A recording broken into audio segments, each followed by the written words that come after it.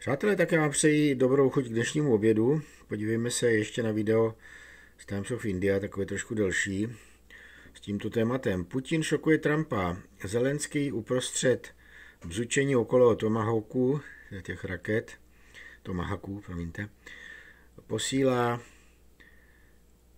smrtící zbraně na frontu, ale tedy Putin. Jo. Týká se to ukrajinské války samozřejmě, bohužel umělá inteligence zase zasáhla.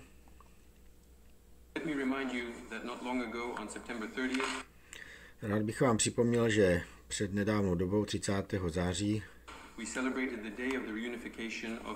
jsme slavili výročí sjednocení těch východoukrajinských republik s Ruskem,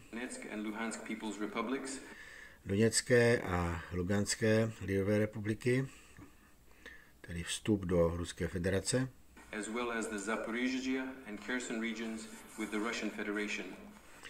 a také spojení Záporoží a Chersonské oblasti s Ruskou federací. The residents of these regions voted overwhelmingly. Tak obyvatelé těchto republik ve velké většině hlasovali pro. For their future as part of Russia. Pro svoji budoucnost jako součást Ruska. This confirms that the decisions made in February 20. A to znamená, že naše rozhodnutí v únoru 2022 bylo správné. 2022 were correct and timely. A včasné. At present, the strategic initiative remains entirely. V současné době naše strategická iniciativa trvá na celé frontě. With the armed forces of the Russian Federation. Jo, a je na straně tedy vojáků nebo armády Ruské federace. This year we have liberated nearly 5,000 square kilometers of territory. Letos jsme osvobodili téměř 5,000 km čtverečních území. 4,900 to be exact. Aby byl přesný 4900 km čtverečních a 212 osad nebo osídlení obcí. Nepochybně rozhodnou roli v tomto postupu měli naši vojáci a důstojníci, kteří dali najevo nejvyšší kvalitu ruské armády. Tak jak neotřesitelné, tedy vlastně neotřesitelnou oddanost vůči svojí zemi a odčině.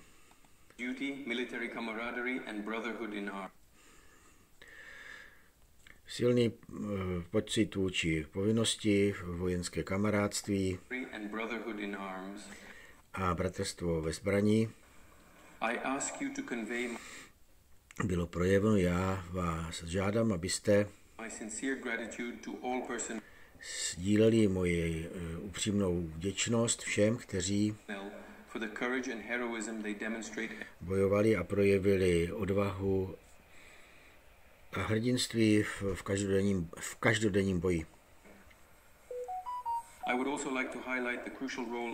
Rád bych také zdůraznil klíčovou roli domácího obranného průmyslu, tedy jejich roli pro úspěšné operace ruské armády. Tak ty naše obranné složky, nebo ta výroba, plně uspokojily potřebu vojáků. Vysoce přesné zbraně, rakety, munice, zbraně a vojenské vybavení dostali tedy v potřebné množství.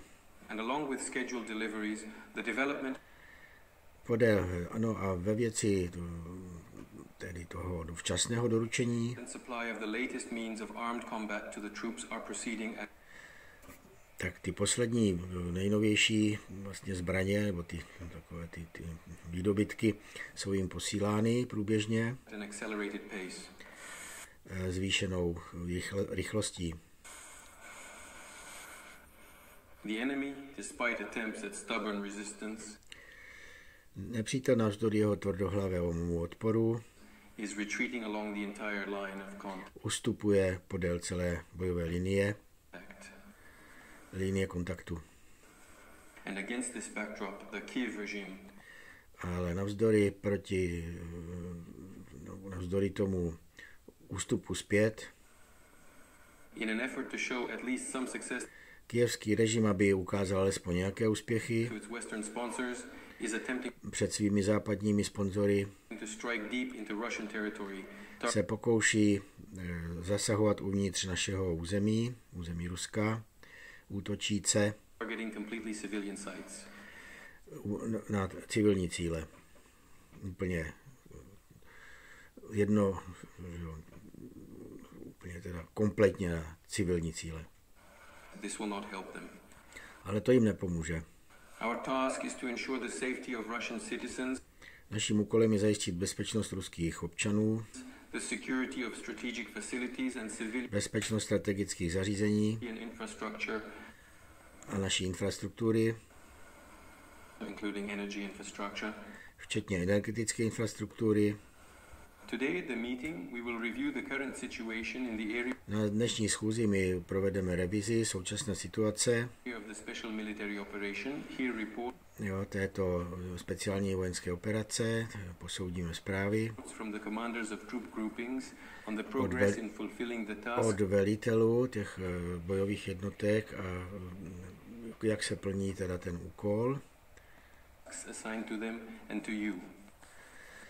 Takže aby nás o tom ujistili, jak se plní ten úkol vojenský a také, aby o tom ujistili vás. We will discuss pressing issues regarding the support of the troops and plans for Budeme diskutovat ty problémy, záležitosti, které nás tlačí k tomu, abychom vyhověli. Záležitosti, které se týkají jejich podpory a budoucnosti, takže ujišťuji vlastně oni, aby ujistili oni nás, že to postupuje tak, jak je potřeba. The troops of the joint grouping continue to conduct active combat Tak naši vojáci provádějí stále aktivní bojové akce, operations, advancing on almost all fronts. postupují na téměř všech frontách. The enemy has concentrated its main efforts on stabilizing Nepřítel soustředil veškeré své síly, nebo hlavní síly na stabilizaci the situation in crisis areas of the front in order situace v těch kritických oblastech fronty to slow down our advance. a snaží se zpomalit náš postup. The North Troop Grouping is operating along the Skupina bojová Sever operuje okolo, říká Valerij Gerasimov, to je náčelník generálního štábu ruské armády. border zone and continues to carry out tasks Tak operují na hraniční zóně a provádějí úkol to create a security belt in the Kharkiv vytvořit bezpečnostní pás v Charkovské oblasti and Sumy regions of Ukraine. a v oblasti Sumy Ukrajiny. Its units are also successfully advancing in the southern Jejich jednotky postupují úspěšně také v jižní části fronty, part of Volchansk. v té oblasti, tedy okolo Vovčansku.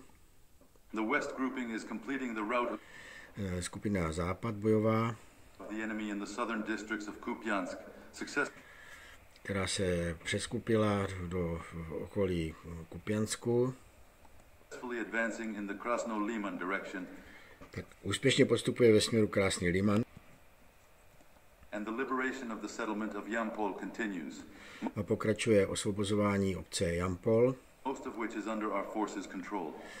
Její většina už je pod naší kontrolou.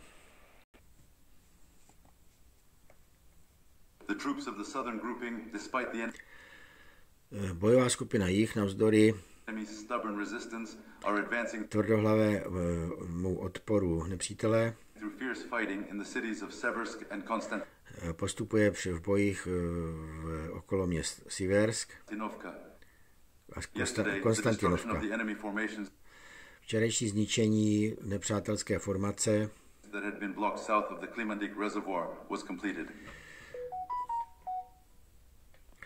Tak včera byla dokončena operace okolo nádrže, ale teď jsem nepochytil to jméno, zkusím si to pustit znova. Byly zničeny jednotky, které tam držely pozice u vodní nádrže Klimantik. Zkusím to najít na mapě.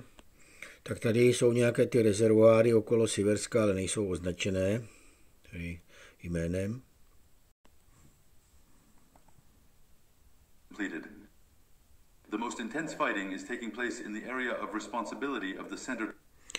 Nejtvrdší boje jsou vedeny v oblasti nasazení skupiny střed ve směrech na Krasnoarmejsk, tedy Pokrovsk a Dněpropetrovsk.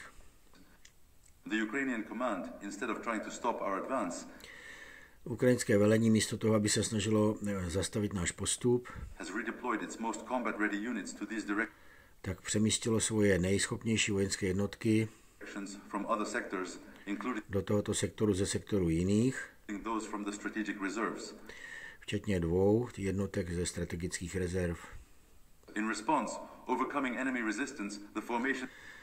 Jako odpověď tu přicházející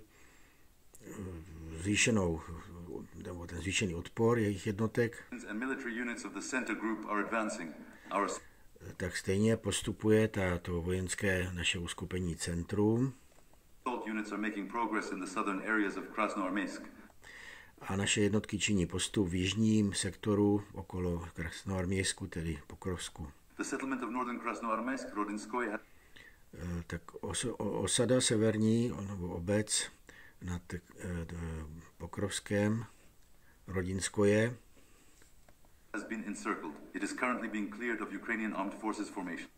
tak ta obec byla vyklizena od obyvatel a jsou tam teďka ty ukrajinské formace vojenské. Tak tady máte tu obec Rodinské, ano, severně od Pokrovska, tak tam ta byla vyklezená, ty tam operují ukrajinské jednotky.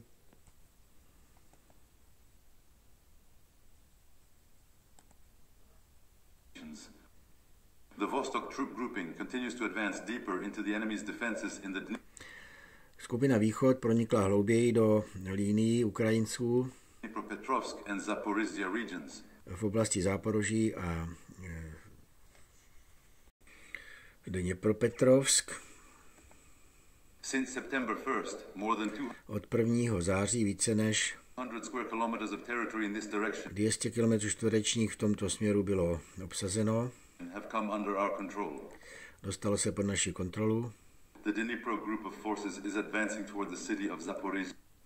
A naše bojová skupina Dnipro postupuje směrem k Záporoží. Boje nyní probíhají o obce Primorská a Stepnohorsk.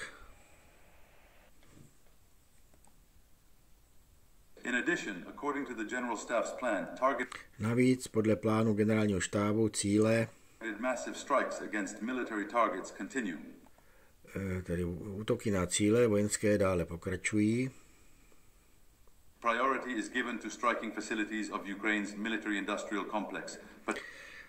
Při těch útocích se dává přednost zásahu nebo útokům na vojensko-průmyslová zařízení Ukrajiny. Obzvláště proti továrnám nebo společnostem, které vyrábí ty raketové systémy, jejich části a ty bezpilotní vzdušné prostředky dalekého doletu, tedy daleko letící drony. Kolega vrchní velitel